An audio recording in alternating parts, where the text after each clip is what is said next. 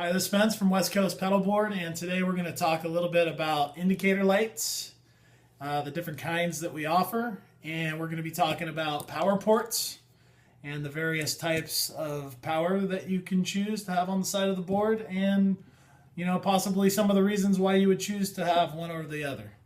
All right, let's do it.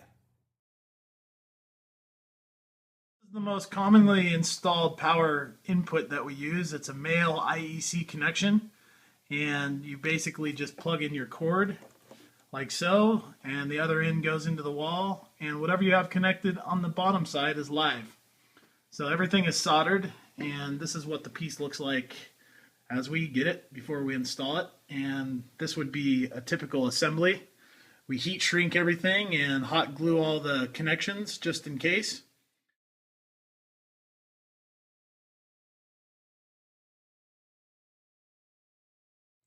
All right, let's get into locking power jacks and the couple that we use and why you would want them and why you wouldn't.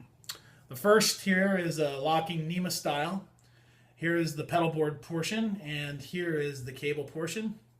And they only go together one way, which is nice. And once you figure that out, you push together and this thing spins. That locks it into place. The only way to get it out is to reverse your actions and pull apart. The second is made by a company called Nutric, and it's very similar in function. Here's the pedal board portion right here. It's pretty small. And here's the cable end. These only go together in one way as well, which is nice. You push that all the way in, you turn to the right, and the silver piece will engage. The only way to get it apart is to disengage the silver piece and twist. The good thing about that is you can avoid any unwanted interruptions during something important. And the bad thing is that if you lose the cable that, in particular, this piece is connected to, it's going to be hard to find a replacement if you need to really quickly. Same thing kind of goes for these. These are a little bit more common, can pick it up at the hardware store, but still would be an inconvenience. I think that's why these IEC style ports here are still the most common. Real easy to find a replacement cord for, and they're available everywhere.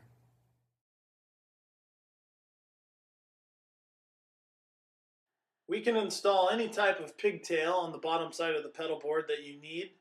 So depending on what type of pedal power supply or equipment you run, we can install just about any type of thing that'll accommodate for that. If you have questions on what we can do, please don't hesitate. Just give us a call or shoot an email.